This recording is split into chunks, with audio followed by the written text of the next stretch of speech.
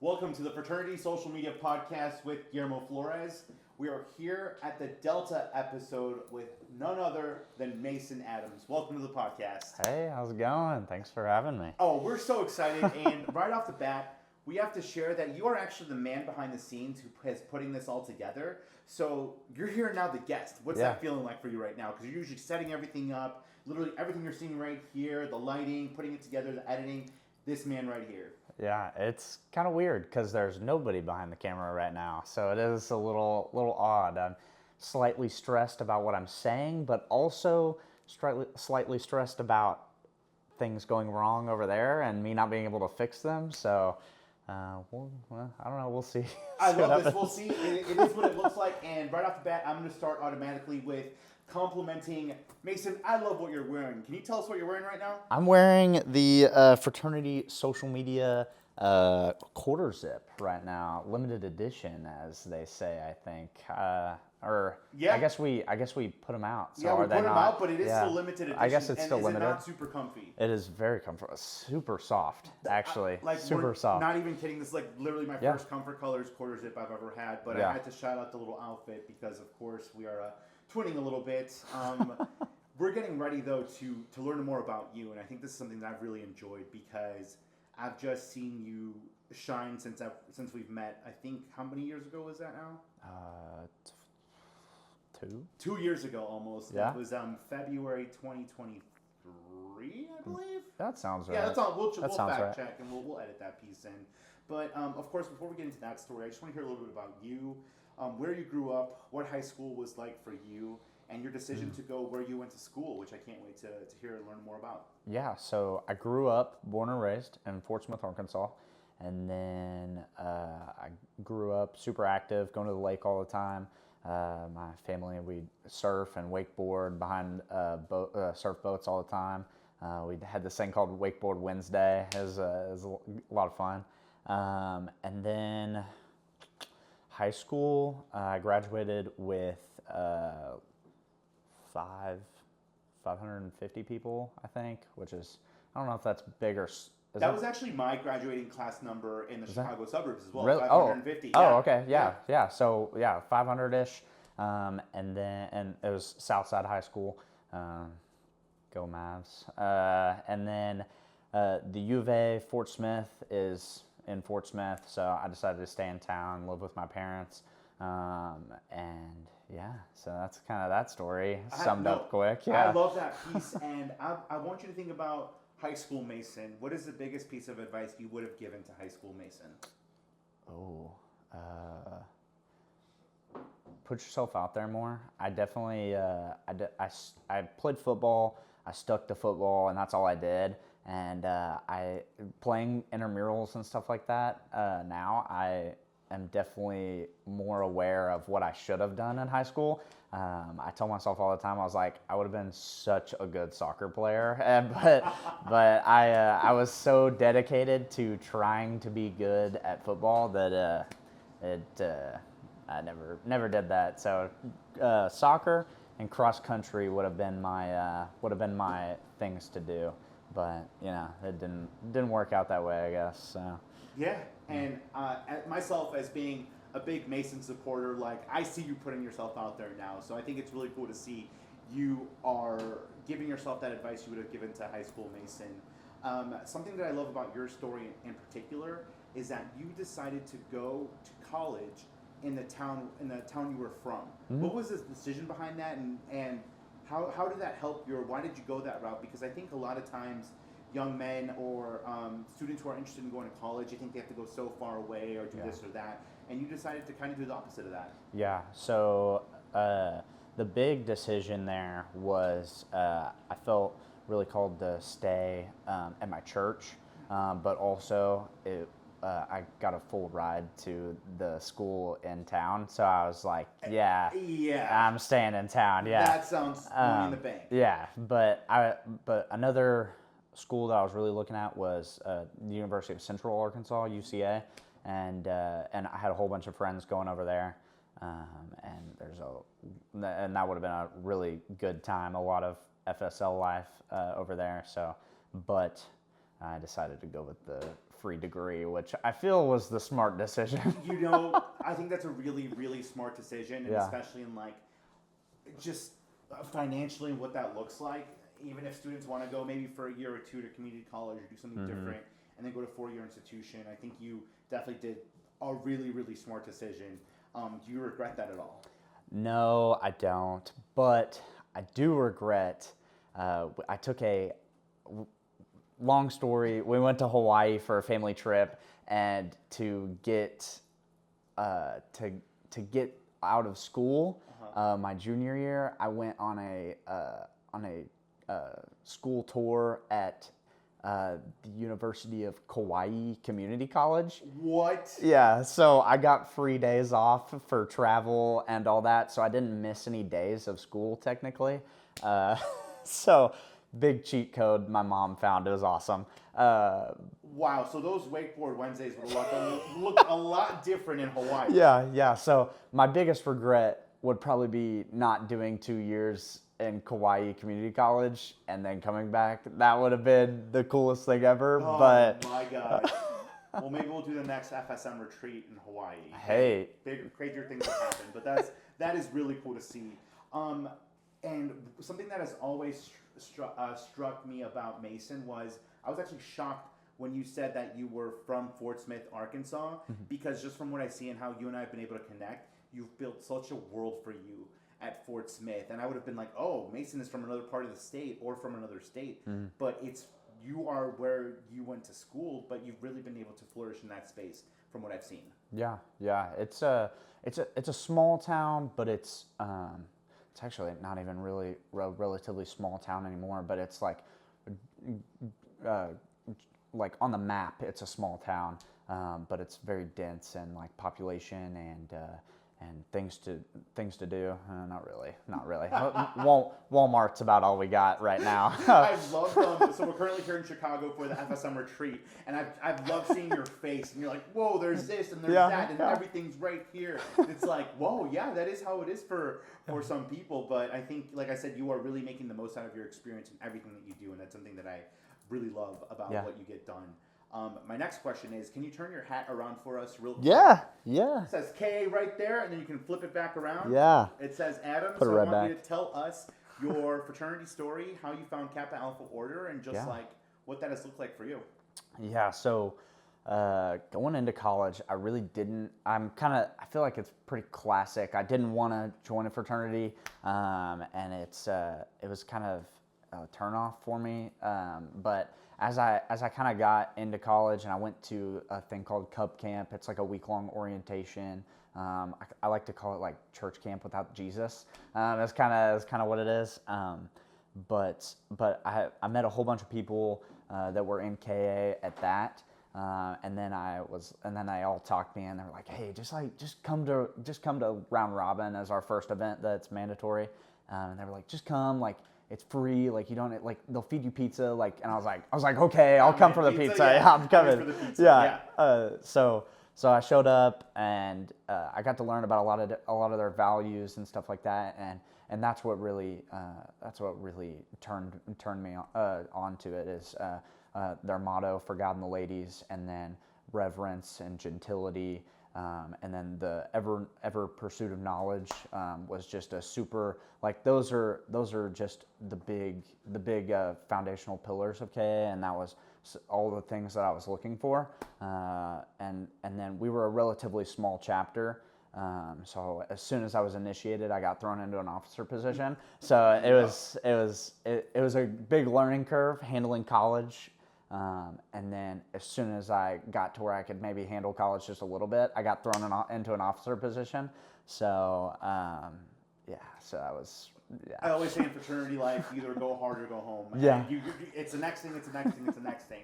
Something that stands out to me about the story you just shared is, if you remember from our beta episode, Christian talked about Camino Camp and what he did, and you just talked about Cub Camp. And it's like these like opportunities to get you at school earlier so you learn about what you're doing in that space. And my fellows who are watching this, if your brothers are not orientation leaders, welcome week leaders, guys who are on campus really getting to meet students ahead of time, you've got to be a part of that. And you got to send your best guys to do that because you're going to want to follow the guys who are involved on campus. At least I know I would.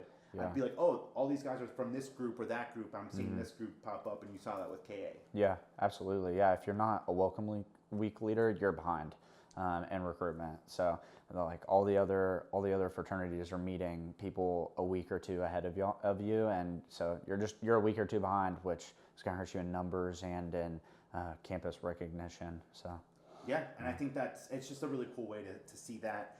Make those friendships, make those connections, because people are going to remember someone's face before they see the letters or they see a T-shirt or a design. And it's like, no, people want to meet other people. They want to have that friendly face and connection. So now I want to talk about actually how you and I met, because I met you when you were actually a sophomore and you were IFC president. Yeah. So how were you IFC president as a sophomore? Tell me that story. It's kind of a crazy story, actually. I love a crazy story, so let's drop it in.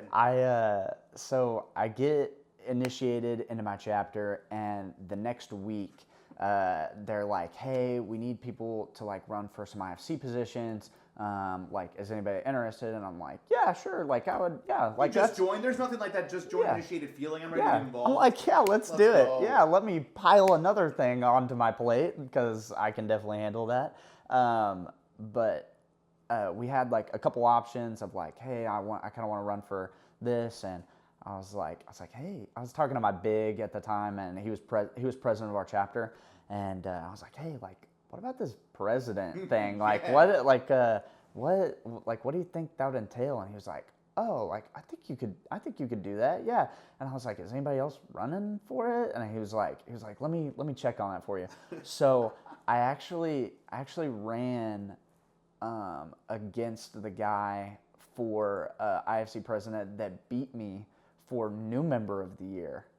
From another fraternity? From another fraternity, yeah. Ooh. So I ran for, shout out Cole Wright, K-Sig at UFAS. But so he ran against me for IFC president, and I won. And then we both ran, also the only two people to run for new member ed, and he beat me. I was so mad. I was so irritated. That's so funny. Like, oh no! Yeah. Now I'm the council president. Yeah. Okay, that's crazy. Yeah. So what was that like being a sophomore, being in charge of a whole council of fraternity chapters on campus? Because and pretty much it just joined. You just initiated. Yeah, it was a learning curve. That's for sure. I'm not just diving into council rules, but I was diving into my chapter rules, bylaws, just trying to figure out what's going on and like really inform myself. If it wasn't for my current, or not my current, but my past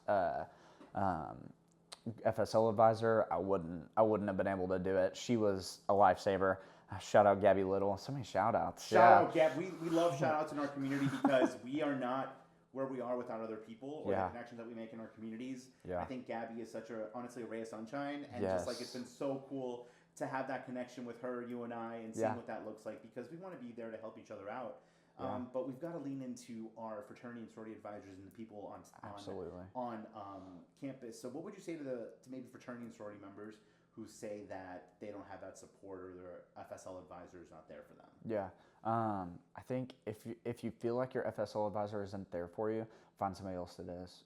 Your dean of students is going to be on your side. There's somebody in your campus activities office that is going to want to pour into you and help you.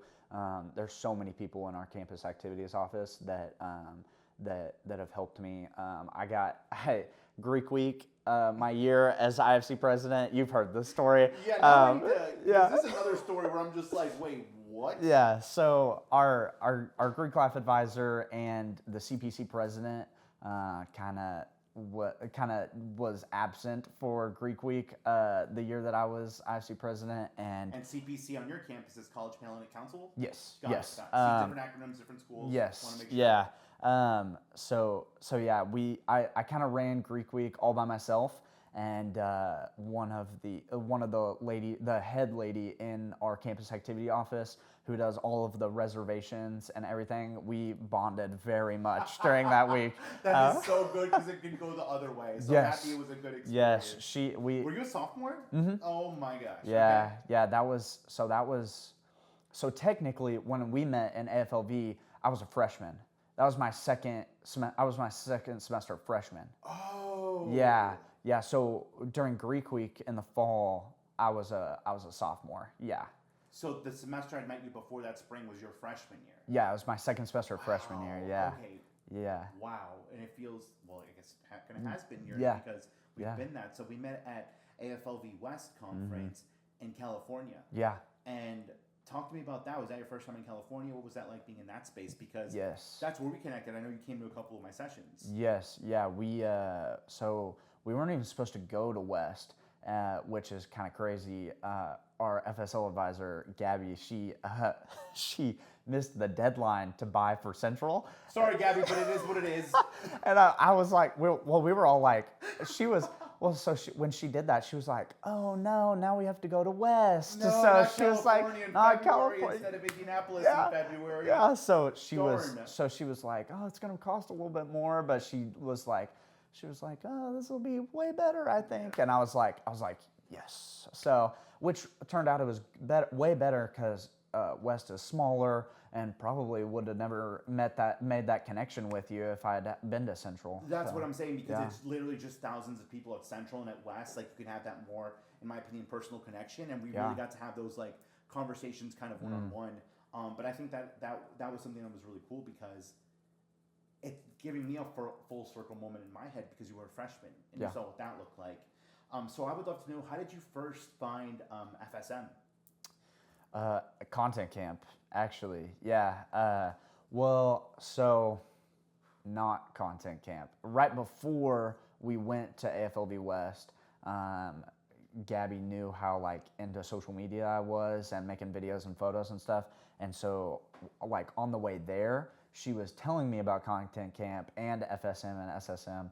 And so I looked it up like in the middle of like in layovers and stuff like that. And so I was watching you right before I got to FLV West. So it was kind of cool that I was like fangirling over you like on the plane, and then I got there and I was like, oh my gosh, there he is right there. That's awesome. I could reach out and touch him. Yes, that's what it is, and we're gonna make you scream, do all that fun Yeah. stuff. And I just think that was really cool because we got to go through the sessions, but we got to connect, and we stayed in touch since then. And now you get to be our first ever FSM Vice President of Media Production. What has that been like for you? Because you got onto our board as soon as applications went on. You went through the interview process. Yeah. I was like, I need to have Mason on the team. What has that been like for you? What have been some of the biggest things that you've learned working with like a band of brothers from different chapters and different councils from literally around the country? Yeah, it's been really fun. There's a lot of like tension at my school, like between the different fraternity chapters, which is nice in some ways because it creates like a better bond within your chapter, but it's kind of like a trauma bond almost. That's gotta be nice, actually. Yeah, but it's been a lot of fun just getting to know these guys, especially on this trip. Just being able to walk around and joke around and figure out what people like, what the guys' interests are and things like that, and then even just being on a Google Meets meeting every so often is just kind of, it's fun. It's a change of pace. Instead of chapter every week, it's a little bit of a break when I get to hop on a Google Meet. So I enjoy it, and then the one-on-ones occasionally too. Those are yeah. It's me and Mason just on the Google Meet for like an hour. Just we gotta record one, I think. Just let it go, and we're just throwing ideas back and forth at each other. Did you see this? Did you see that? Did you see this? Did you see that? And I think that's been something that I've really enjoyed with working with you. We did a little activity about an hour ago or so, and your question was, what is your favorite part? This is the question that you asked everyone on the executive board. What is your favorite part of like the creative process? Yeah. And right away your answer was video. I want to hear, what is it about video that gets you excited, And then what advice would you have for fraternity men who are nervous to lean into video? Yeah. So the reason I like video so much is actually because I started just as photography. And once I realized that video is just a lot of photos every second, like I was like, wow, and there's so much more to video with lighting all the time and audio, and it was just such a deep rabbit hole that I wanted and loved going down, and I haven't stopped yet. So I just really I love short form content. I love long form content like this. This is super fun. I'm really excited about this podcast. Actually, I'm very excited about this podcast as well, and I already can't wait to quote what you said when you said video is basically like like photography. It's a bunch of photos. It's a bunch of photos, and I think that's a really cool way to see that. A lot of our fraternities are not leaning into video yet, and they're hesitant.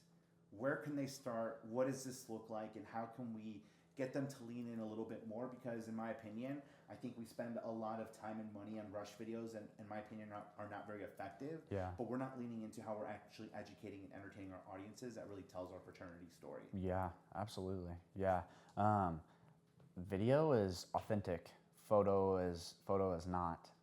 Photo can be authentic, but you're not gonna connect with somebody in a way that that a video will. They say a picture is 1,000 words. If a picture is 1,000 words, then what is a video? A lot more words.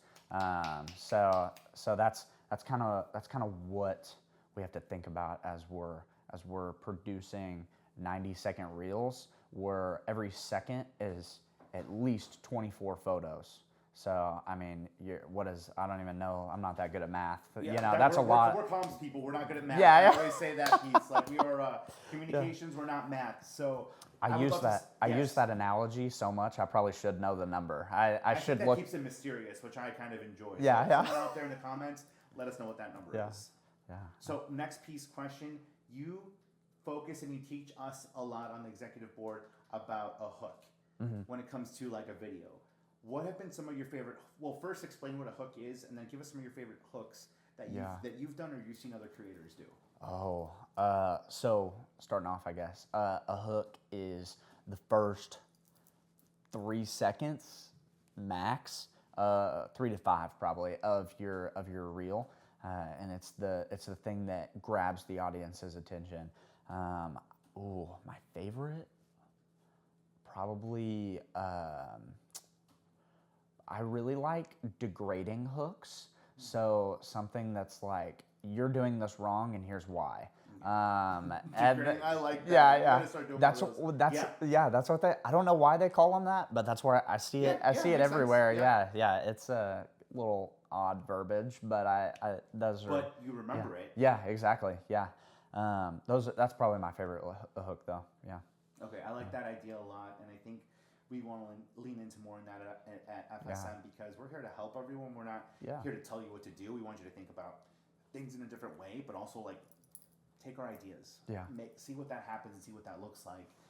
I would love to know, you're going to start your junior year at college this fall, correct? I seriously thought you were about to graduate or be a senior. So one, are you tired? And two, what are you looking forward to about junior year? Yes, I'm very tired. And junior year, I'm looking forward to just keeping the grind going. I've thought occasionally about running for another IFC position, but so that I'm kind of looking forward to, or just any like a bigger position in my chapter or going back to IFC. So I'm just kind of looking forward to getting over the third year hump as well. I feel like that's the biggest kind of, everything after that is just downhill. So, yeah. Yeah, I always say college is some of the best years of your life, and then it goes by very fast. And, the next part of the real world starts, because I always say the real world is not after college. The real world is every day, because that's what you're living in right now. And I would love to know from you specifically, like, how do you keep yourself motivated and how do you keep going? Because you never complain with how much you have on your plate. You've never done that with me or said this is too much, but you space yourself out. So how do you do that, and what keeps you like grounded? I'm very. I actually get unmotivated very easily. It's actually a problem that I've discovered for myself. But something that I have discovered is that I'm very task oriented. So literally just putting a check bubble on something will completely change my motivation. So like on my notes, literally just instead of it being a dash or a bulleted list, it's a check bubble that I literally can saw that on the notes when we were putting our FSM reels together. That's so cool to learn your process behind it. Yeah, so like that's probably the only reason I got so many of those done today is because I had the bubbles on. All right, he should have told me that because now bubbles will be on all the time. So I cannot wait for that piece right there. That's really cool though. Yeah. I saw that visually as soon as I saw your list. Yeah. But yeah, and then also just kind of spacing out my work. So if I shoot something, and I'm shooting for like an hour. If I'm shooting like something for us, I would shoot for about an hour, and then I'm hands off for about an hour or hour and a half. I go to the gym, or I make food, or I just brain rot on TikTok, and then I come back and I edit. I never really spend more than an hour or so on a project.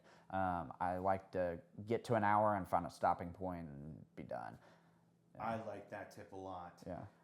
Before we press play on the recording of this, so we got this going, I said, Mason, what are things you want me to focus on within our episode? Because I, of course, want to freestyle this and have a good time. You said two things. You said, I want you to know that I was IFC president when I was a sophomore, and then number two was that I broke my neck. And I go, wait, what? I've never known that, so we're quickly going to get the story on how Mason broke his neck, because this is actually the first time I'm hearing this as well. So I was 15, and I was heavily into CrossFit. I don't know if are you familiar with that? Okay. Yeah. So I was heavily into like the sport, like side of it, and I was competing. I was actually, and when I was 14, I was actually the fittest 14-year-old fittest in my category, which was 14 to 15 in Arkansas. What? Yeah. That better be in your resume. Yeah. And then I think I was second in the U.S. North America. I was second fittest in that category. So that was kind of the background story for that. So I'm playing football. I'm doing this CrossFit sport thing. I just qualified for a competition that I was getting ready for, and we go on our annual ski trip to Colorado, and my dad is like, Mason, I need you to be careful. You cannot get hurt. You can't. I was like, I got you. Yeah, easy advice. I'm like, I'm not even gonna ski. I'm just gonna snowboard, because if I ski, I might tweak my knee. He was like, that's a great idea. That's a great idea. And I'm like, okay, awesome. That's the plan. So we get up, we go work out at a mile high. That's where we were skiing, is literally a mile high above sea level, and we like to work out up there because we cannot breathe whatsoever, basically. But you like that? Yeah. Well, it's fun. It's fun because when you go back, it's like you're not even working out. It's pretty cool. Yeah. But it only lasts for like a week. If you're giving me a bunch of like FSM retreat locations, we got exactly. Right, that's another one into the list. Yeah, we'll talk later. Okay. We'll talk later. Love it. So I get to this CrossFit gym and I go through the whole class, and I work out and everything's fine. We're lifting afterwards, and then I'm like, you know what? I'm gonna jump up on these gymnastics rings. I'm gonna do a muscle up. If you don't know, a muscle up is where you go from completely hanging below the rings, and then you swing and you're above the rings. Oh, okay.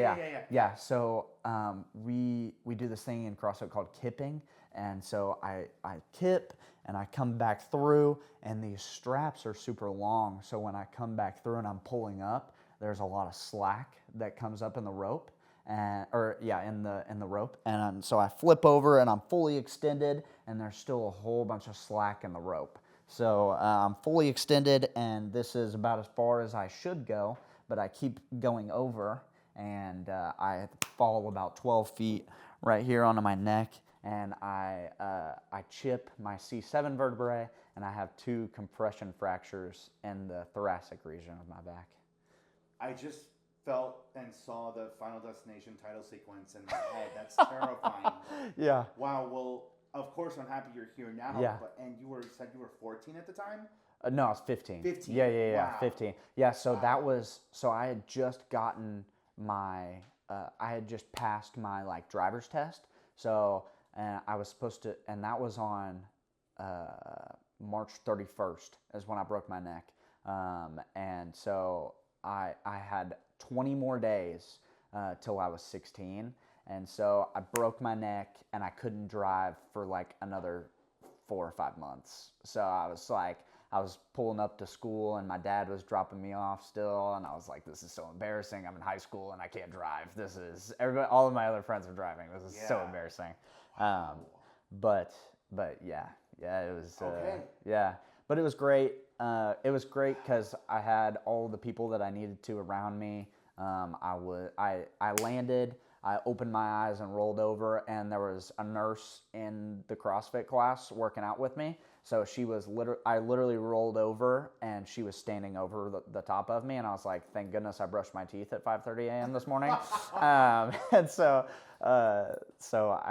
I get done, she is like propping my head up and all this stuff, and the EMT gets there, and they're like, we don't see anything wrong with you. I think you have some. I think you broke both your wrists, but I think you're fine other than that.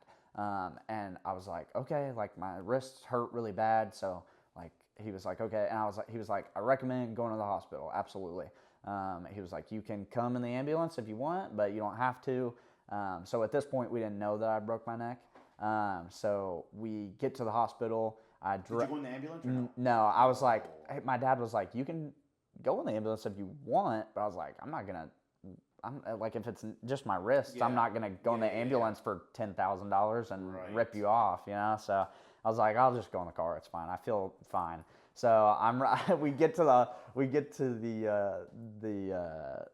hospital or the ER, and the doctor he gives me a CAT scan, and he was like, yep, you broke your neck. I was like, me and my dad were like, well, that's hilarious. So the EMT had no idea. So, but yeah, so that was my first MRI ever. It was interesting. I was really irritated actually because he told me he was going to play music in my my earphones, but the earphones were broke, so I had to. Oh my God! I had to sit in the MRI machine listening to for an hour. It was awful. I don't even know what that's like. That sound is in your head. It was awful. Yeah. Jeez. Yeah. Well, thank you for sharing that story with us. There was 2 things we wanted to make sure we covered this episode, and that is exactly what we did. So Mason, thank you for being a part of the Delta episode of the Fraternity Social Media Podcast with Guillermo Flores. Absolutely. Do you mind if we do a quick post